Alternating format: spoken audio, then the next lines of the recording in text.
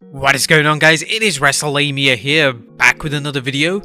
A Survivor Series is over, but what will the fallout be on Raw? Well, join us now as we look at this week's edition of the Red Brand, as well as the wildest news stories and rumors you need to know, including a crazy WWE fan arrested and charged for attacking Seth Rollins, abysmal attendance at Raw, a WWE wrestler returned to the ring, Randy Orton celebrates with his daughter in the ring, and much more. Be sure to subscribe and hit that notification bell for daily wrestling videos, and follow us on Facebook for exclusive lists. As always, we won't recap the matches, but we'll just provide you with the good, the bad, and the downright ugly.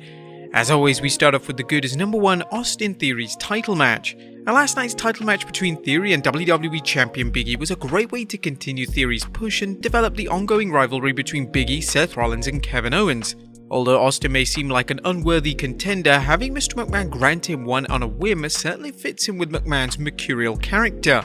Furthermore, Austin had a good performance. Big E got a win back after losing to Roman Reigns at Survivor Series, and they developed the drama regarding Seth's quest for the belt and the question of whether KO is working with Rollins. Number 2, Randy Riddle. Riddle took his hero worship of tag team partner Randy Orton to a new level last night when he donned a fake mustache and beard along with a black vest to mirror Randy Orton. Riddle's backstage segment with Orton was another reminder of the absolute awesomeness of RK Bro. He talked like Orton, entered his match to Orton's music, and finished his opponent with an RKO. The WWE topped things off with Orton hitting Riddle's moves, the Bro Derek on Robert Roode, with the fans cheering the Viper on. While this team is destined to break up, the WWE should milk it for all it's worth. Number 3, that old McMahon magic. And Vinnie Mac did it again on Raw, showing that he's lost the ability to entertain the fans with his Mr. McMahon character. As ridiculous as the storyline of McMahon searching for the thief of his $100 million egg was, the segment where Sami Zayn solved the mystery and revealed Austin Theory as a thief was kind of fun.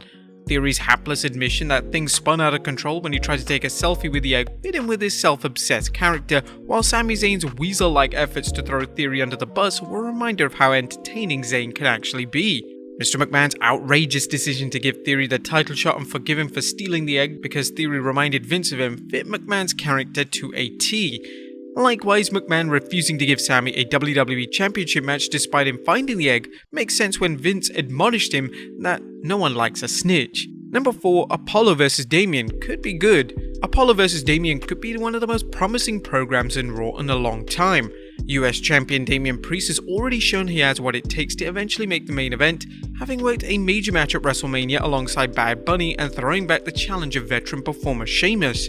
Now it's time to see how the Archer of Infamy fares in facing Cruz, an opponent who has shown potential but who hasn't received a steady enough push. Apollo has shown that he can work well as a babyface or a heel, and a successful showing with Priest could help solidify both Cruz and Priest on Raw. Number 5, a structured show. Last night, Raw accomplished something it rarely does, booking a structured show with matches, interviews, and angles that seem to drive storylines rather than just fill 3 hours of TV time.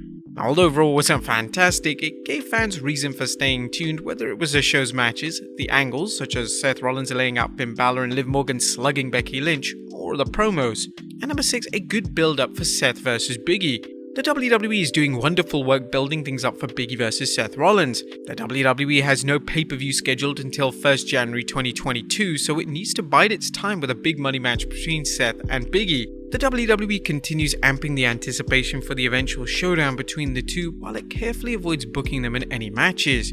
While fans will likely see a non-decisive match on Raw sometime soon, they're smart in using skirmishes between Seth and Big E to whet the fans' appetite.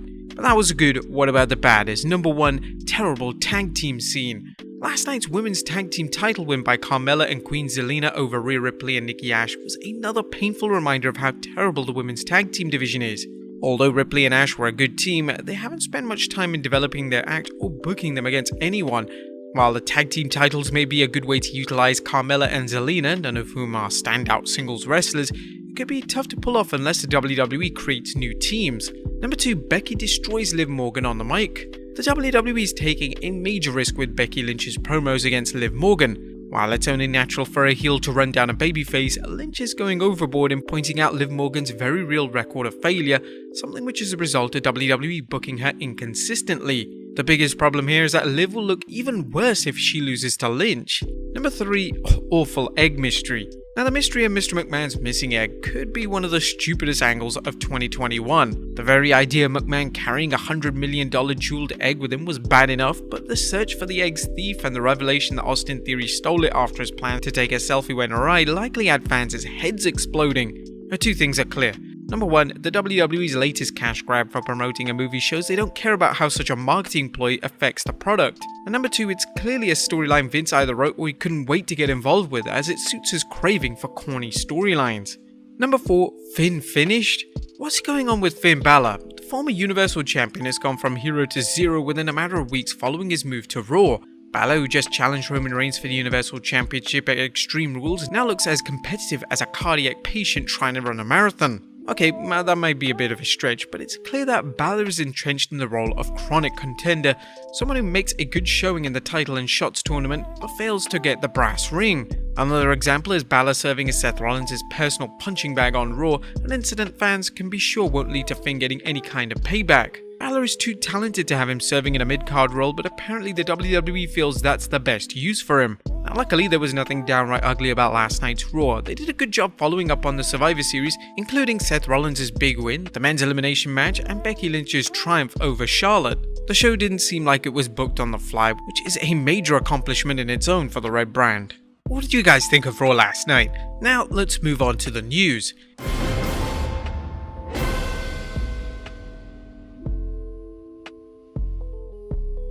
First news looks at a crazy WWE fan arrested and charged for attacking Seth Rollins. Topping the news today is the attack on Seth Rollins at last night's Raw. Now, in case you missed it, Rollins was on the way to the ring when a male fan, now identified as 24-year-old Elisa Spencer, attacked Rollins from behind. ESPN's Mark Raimondi tweeted, "Elisa Spencer, 24, has been charged with attempted assault and attempted violation of arts and cultural affairs, disrupting live sporting event for his attack on WWE wrestler Seth Rollins during the Raw television show Monday night at Barclays Center in Brooklyn, per the NYPD." Raimondi elaborated, per police, Rollins suffered swelling to his lip but refused medical attention. A photo from Twitter account A Kenny for Your Thoughts shows Becky Lynch watching Seth from gorilla position as Big Time Bex was undoubtedly concerned about her husband being attacked. The WWE released a statement following the alleged assault saying, "WWE takes the safety of its performers very seriously. The individual who attacked Seth Rollins has been turned over to the NYPD and will be prosecuted to the fullest extent of the law." TMC Sports reports the man has been hit with 3 criminal charges: attempted assault, attempted violation of arts and cultural affairs, and disrupting a live sporting event. According to TMZ, the defendant is due in court sometime in December for a hearing regarding the matter. Whilst there was that crazy fan who attacked Seth Rollins, another person was actually ejected from Raw as well. Alex McCarthy tweeted, "More wind is from the crowd as a guy in the blue gets ejected. No idea what was said, but Montez Ford waved him off with both MVP and Sami Zayn getting animated." Now, coincidentally, the Barclays Center was the same location where Bret Hart was attacked during the 2019 Hall of Fame ceremony by an audience member. Next up, was The Rock actually scheduled for Survivor Series? Fans who watched the 2021 Survivor Series are still wondering why the WWE spent so much time celebrating The Rock's 25th anniversary of his debut at the 96 Survivor Series, only without the Great One appearing. According to a report from Andrew Zarian, Sunday's WWE Survivor Series was originally supposed to feature Dwayne "The Rock" Johnson, and for anyone watching last night, it was blatantly obvious that was the plan. In July, I was told that the Brooklyn, New York pay-per-view would be centered around Johnson. As fans know, there was no way for Johnson to appear since he was due to film his latest project. Zarian added, "Yet another source informed me that there were hopes for Johnson to be on Monday's Raw dependent on his schedule. I personally didn't see this as happening. In late September, the same source told me that Johnson would not be on Survivor Series due to his filming schedule and needed to quarantine for travel. However, there was still a financial obligation to continue with the plan for the movie production without Johnson, which is what we saw last night. The basic concept stayed the same, minus Johnson himself." The WWE even had Mr. McMahon drop The Rock's name during a backstage segment with Roman Reigns, a move which certainly set things up for a future showdown between the two, but all it did was want us to see The Rock at Survivor Series. Next up, Bray Wyatt's first post-WWE appearance. Fans of Wyndham Rotunda, aka former superstar Bray Wyatt, will finally get a chance to see him at WrestleCon, who tweeted a picture of Bray Wyatt with the caption, "We let him in Dallas." It should prove interesting whether Rotunda discusses his time in the WWE when he appears at the wrestling convention. Next up, poor Raw attendance. Now, a recent photo uploaded to Twitter suggests the Raw after Survivor Series had more than a few empty seats. While it's difficult to gauge a show's attendance, both due to promotion sometimes giving away free tickets and because photos of an event can be deceptive, it looked like last night's Raw at the Barclays Center was anything but a sellout. Next up, a former WWE star returning to wrestling. Is former WWE superstar Summer Rae, aka Danielle Monet, returning to wrestling? Well, Rae, who last worked in the WWE in 2017, had fans talking after a report from PW Insider. Danielle Monet, the former Summer Rae in WWE, was spotted at the Impact Wrestling tapings this week. No word yet on whether she was starting with the company or just visiting. Would you guys like to see Rae return to wrestling? Let us know in the comments down below. And finally, Randy Orton's daughter celebrates birthday with the fans. Last but not least, Randy Orton let the fans share a special moment with his daughter Brooklyn when he invited them to sing happy birthday to her after he brought her into the ring. BT Sports tweeted video of the heartwarming moment that saw fans in the Barclays Center singing to Orton's 5-year-old daughter while a group of babyfaces joined Randy and Brooklyn in the ring. But there you have it folks, our review of Raw as well as the wildest news stories and rumors you need to know. Be sure to leave your comments down below and I'll see you next time with some more wrestling content.